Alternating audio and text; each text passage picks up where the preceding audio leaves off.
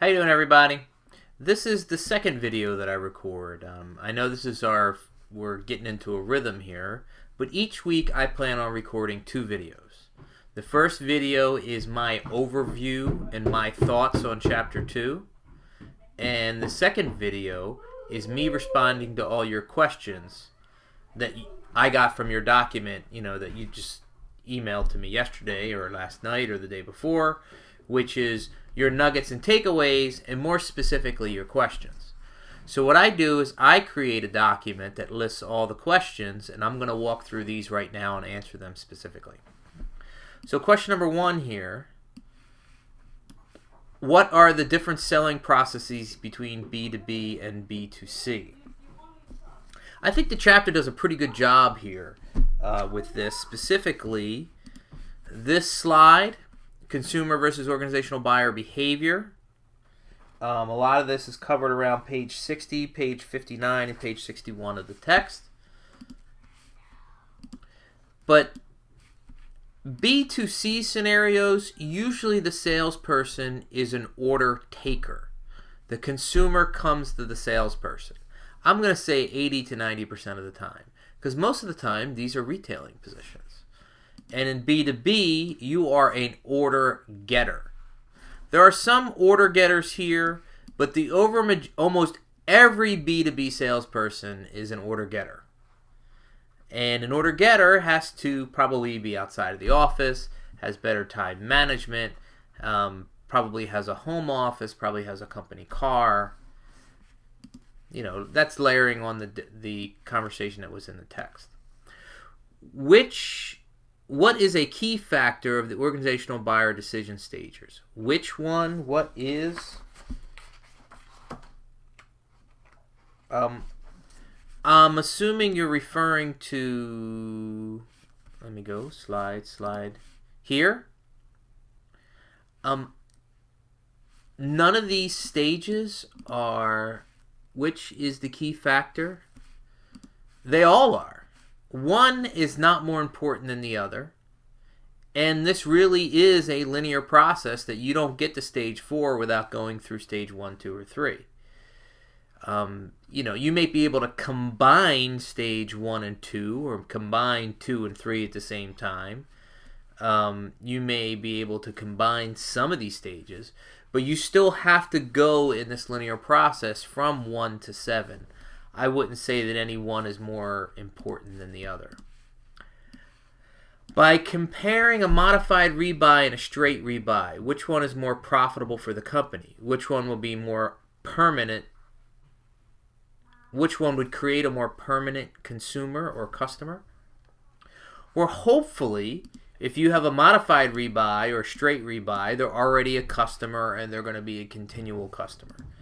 So I don't know if one is more important from a customer standpoint. Which one is more profitable for the company? Well, the straight rebuy is technically more profitable for the company because the salesperson who's taking the order or selling doesn't have to do anything other than the original purchase. There's no modification. And because there's no modification, perhaps there's no new costs by the corporation in creating this new product offering to be modified in a rebuy. I would say this one is more profitable. I don't know which one would be more permanent or not. Okay, very good. Let's go on to our next set of questions here. With business moving more towards social media and technology to communicate with customers, will this be a disadvantage in the selling process where there's less face-to-face contact? How can a business leverage social media in selling? Is it truly a great way to gain trust and loyalty from a customer? I am a big proponent of social media. Now, at the same time, I will tell you that nothing is better than face-to-face. But what happens is if you think of the stages of buying, perhaps some of the initial prospecting and some of the initial contact can happen faster through social media than solely through face-to-face. Perhaps after sales service, perhaps some of the small questions, instead of scheduling a meeting or scheduling something along those lines, that would require a traditional face-to-face meeting, you can use social media to get through these processes faster. Perhaps if you already have a good relationship and a good first face-to-face meeting, but you have to repeat that presentation to other members of the team, you can do that through a WebEx video conference call because there's already been some trust built there. And you can save the time, energy, and money of having to go to the corporation again for another face-to-face meeting. I want to see if we can get away from either or. It's not face-to-face versus social media. How can social media help build a relationship? I think that's a better way to think about it. What company has faced challenges in changing or including business-to-business and business-to-consumer selling? To be honest with you, I can't think of one off the top of my head because very few firms switch from one of these to the other.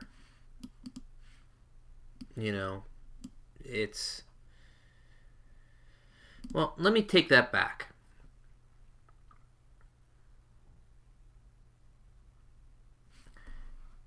Let's say we're Pepsi, and Pepsi has a B2B sales team, and the B2B sales team is selling to the Seton Halls of the world, the MetLife Stadiums of the world, the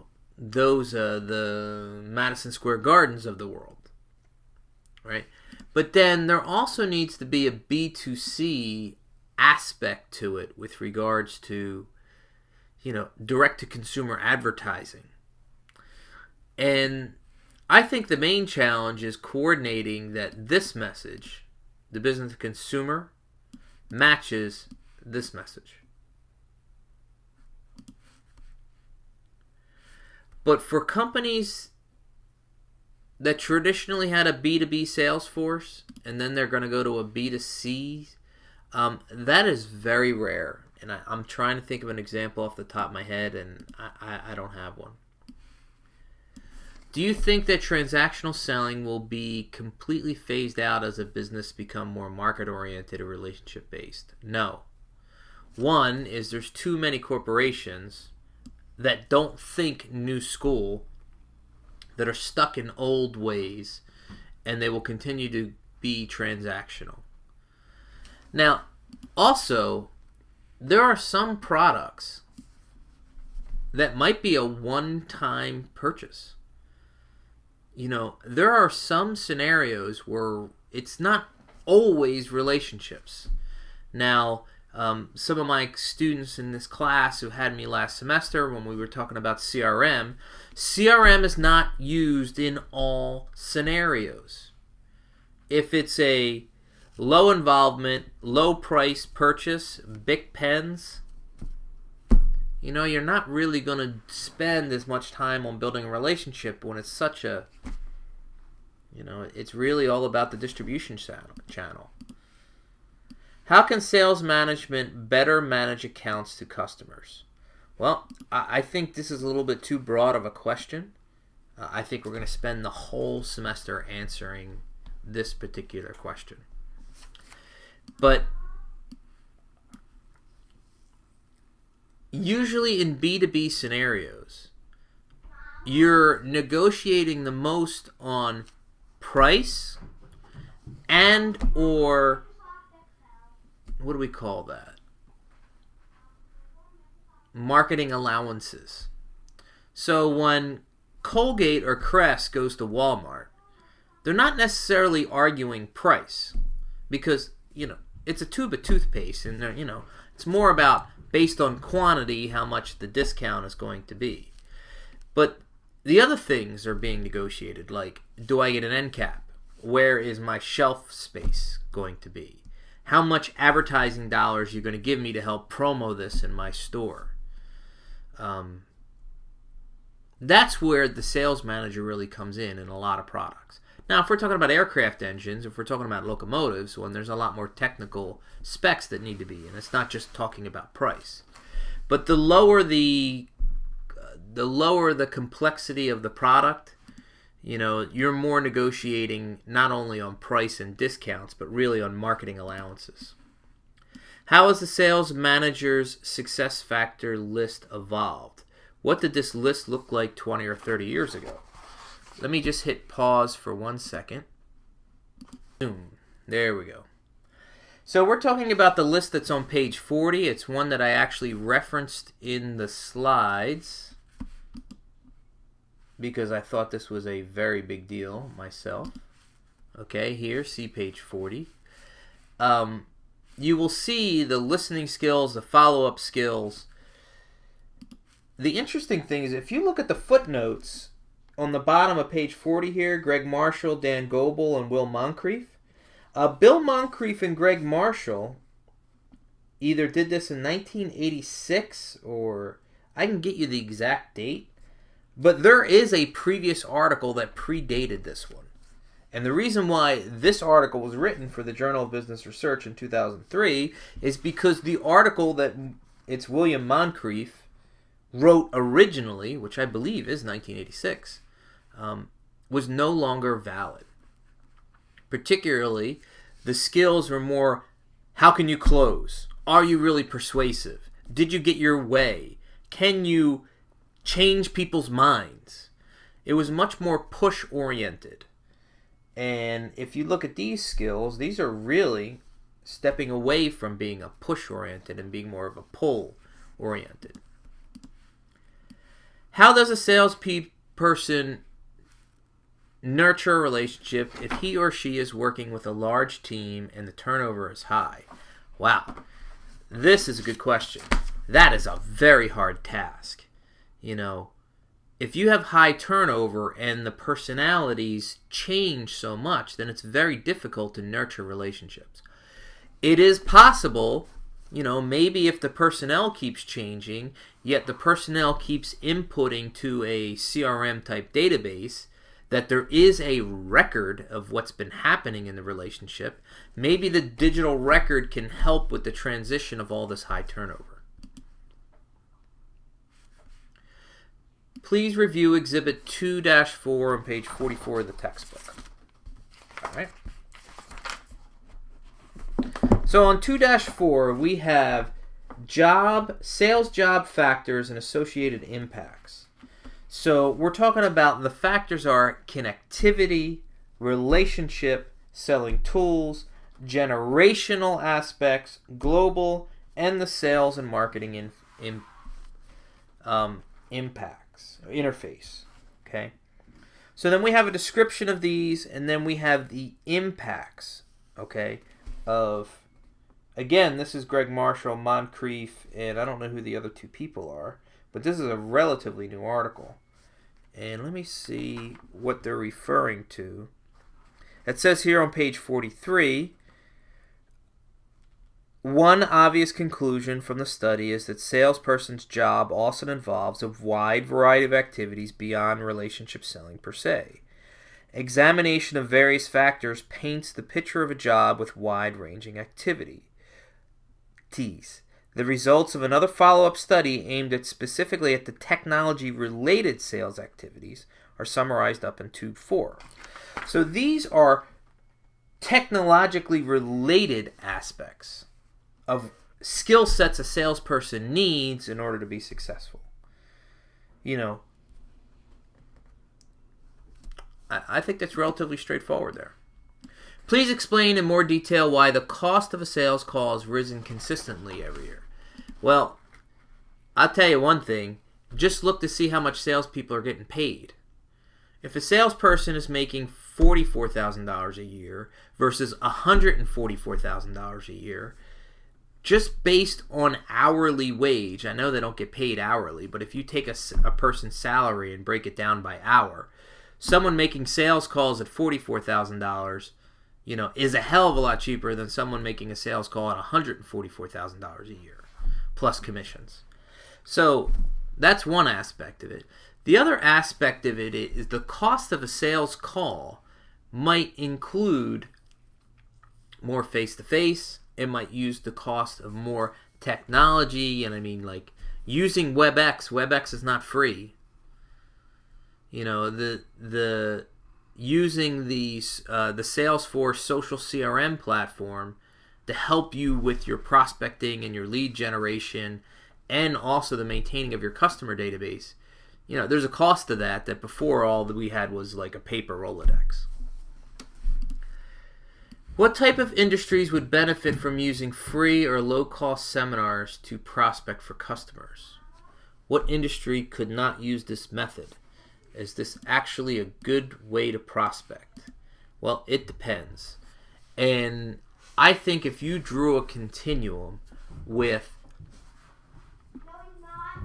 the higher the involvement and the higher the complexity of the product or service being sold, let's talk about toothpaste versus aircraft engines. Well, aircraft engines, low-cost seminars aren't going to help anybody. Higher the involvement, the higher the complexity, the lower the probability some low-cost something could help prospect for customers. As opposed to seminars, I think you should think about trade shows. Because whether it's a low-cost, low-involvement product or a high-cost, high-involvement product, trade shows are a great way to pick up prospects and leads. Excellent stuff. Please explain perceived risk. Okay, self-explanatory, but let me make sure on page 55.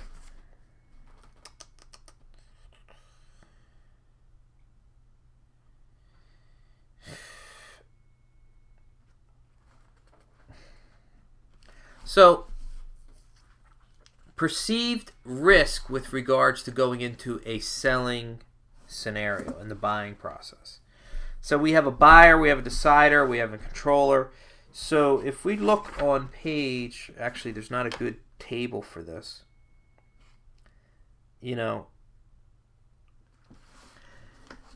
Maybe if we think about it from the same CRM philosophy we kept talking about in our first class and in our other videos. Someone who's a first-time buyer that doesn't know your firm, they have a higher perceived risk because they don't know how well you perform as a corporation. So first-time customers probably hedge their bets and buy less frequently and also to a smaller amount quantity-wise. Because they have a higher perceived risk. Where someone who has a lower perceived risk and they're already an existing customer, well, they're more comfortable with you and they tend to buy more. Okay. Please explain in more detail for stages in selling process, like Exhibit 2.5, page 48. Well, roughly speaking, these are the stages a salesperson would go through, right? We just go right here. We prospect. We start a relationship. We find out more about them. Prospecting does not mean they are qualified. We need to qualify them. They need to have the money, the authority, and the desire to buy. If they have the money, the authority, and the desire to buy, we create a sales presentation specifically for them. We hopefully close the deal and ask for business. And in a new school selling world, we service the account after sales service. What aspects of sales jobs provide a strong foundation for moving up in an organization? I think the more of an organization relies on the sales force for all of their revenue, the more the organization is B2B, the more the organization separates their clients into small, medium, and large, and the large accounts are called key accounts, where it's a very large percentage of revenue. Therefore, a very good salesperson gets moved to one of these key accounts. Those are the organizations that have the foundations where someone could move up. Please give any example for an organizational buying center. Well, you walk down in Manhattan, throw a rock, you're going to find a company that has an organizational buying center. You just have to understand that in B2B scenarios, you're not selling to one individual. In B2B selling scenarios, you're selling to multiple individuals. Let's see if I can go back over here.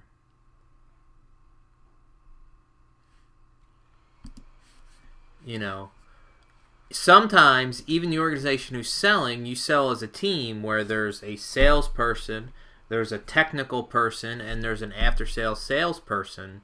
Like, you go as a team. And there are these, maybe not all of these members are someone you would approach, but chances are the user is not the initiator. The buyer is not the user, and the controller who pays is not the initiator, the user, the buyer, or a gatekeeper, or any of these. And certainly the person who pays is not the person who gives the final authority for purchasing. You know, that's the organizational buying scenario.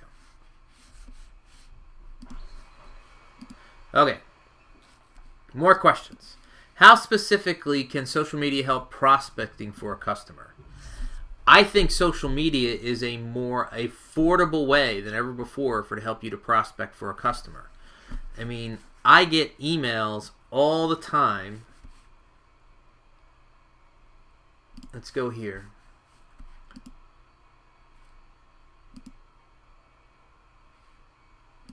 Let me find one for you. LinkedIn. Here we go. As soon as it loads up. So here is an article that I got from LinkedIn. It's written by Brian Solis. He's a principal analyst at this Altimeter group. He's also the author of, as soon as I find it, somewhere up here on my bookshelf. Hold on, let me hit pause. So this came into my inbox through LinkedIn looking something like this.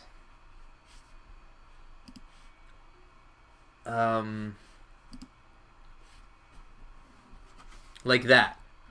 Or like this.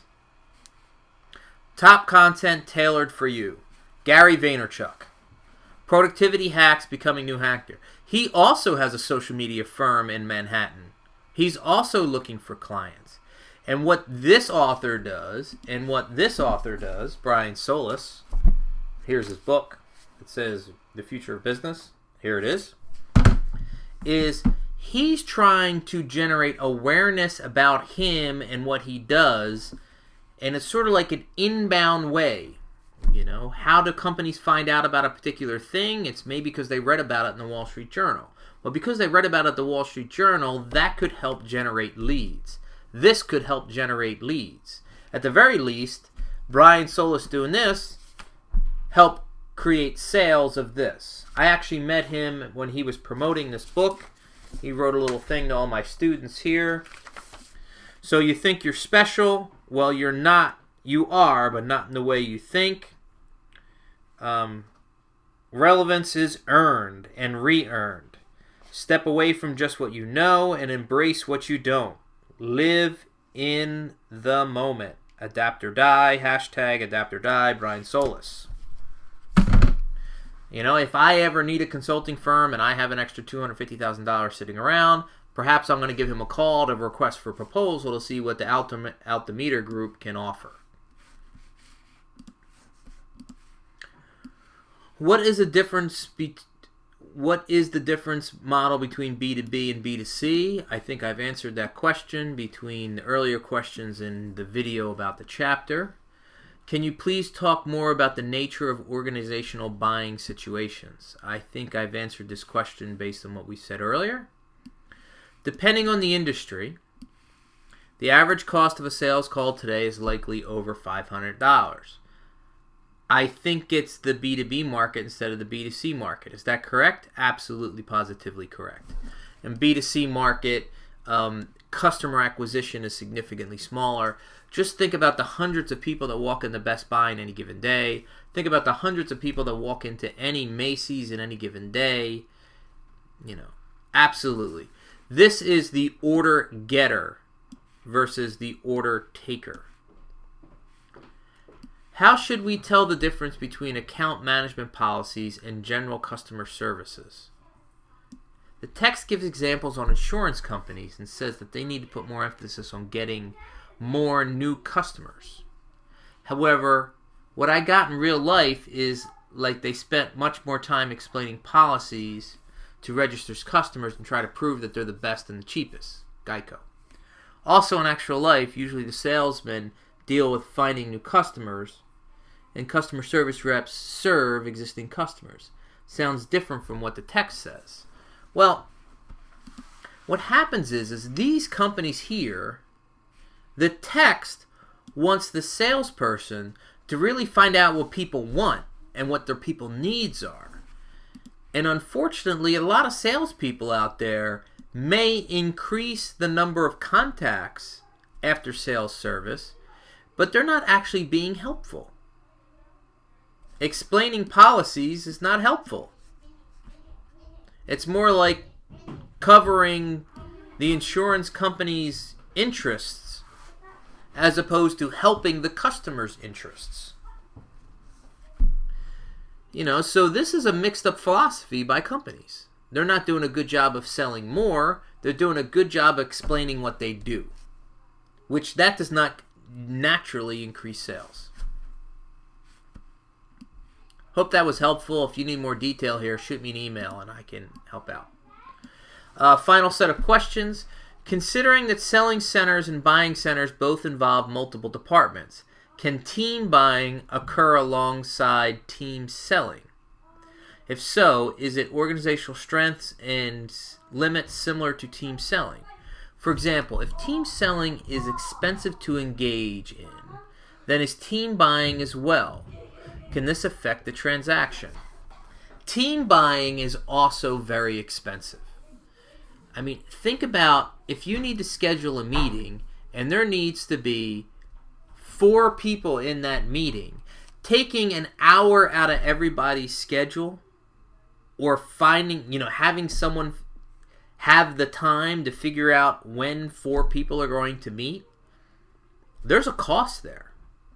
So the team buying as well costs more. The team selling costs more. But you have to understand in this CRM world, the long-term relationship is the end goal. If the long-term relationship is the end goal, you're going to expend more resources on the team selling side because you are committing to a longer-term relationship. And the same can be said from a team buying side. If a supplier seeks to become the new primary vendor for a client, would a modified rebuy or a new task purchase by that client usually bring a greater opportunity for the supplier to place its product? I think we need more information here. I don't think we have enough detail here. It's not just whether it's a modified rebuy or a new task rebuy that would determine someone to become the primary vendor. The primary vendor must have the interests of their client. They must have the resources available that they can be the sole supplier for something for some particular client. That's more important than whether the order is a modified rebuy or a new task purchase. Usually if someone's a primary vendor, most of the time it's either a modified or a straight rebuy. Because new task purchases, you wouldn't necessarily be a primary vendor there because you're always buying new. So why would someone be a primary vendor? Do the 2 described processes for selling, 6 stages, and buying, 7 stages, happen concurrently? No. Specifically, we're talking about, let me go back to PowerPoint. We are talking about buying, and where's our selling? Selling. Okay. Now, this has less of a feedback loop. This is a little bit longer of a target, longer horizon, in my opinion. I mean, if you think about the RFP and this could be a year. Could be, depending on the corporation. This performance and evaluation, this could be 6 to 18 months, how you evaluate performance and feedback. This is a little more short-term oriented. This could happen in a couple months, 6 months, 9 months. I wouldn't say that they have happened concurrently. Describing the relationship between buying centers and selling centers. Describe the relationship between buying centers and selling centers and the nature of team selling. I think between all the other previous questions up to this, I think we've kind of hammered that one pretty good. Regarding the key success factors in selling, we knew that a successful selling process requires a wide variety of abilities. Among these abilities, which are relatively more important. I don't know, again, this is page 40. I'm glad everybody's pinpointing page 40 because I think this is one of the most important aspects of the chapter. There are numerical weights here on the page. Granted, not all these have the same weight, but I would like you to think of more of this in terms of new school selling, CRM type mentality. That the skills to be more helpful, more relationship process-wise. It's not surprised that listening and following up and adapting to individual customers are the number 3 things on this list. From Exhibit 2.7 on page 60.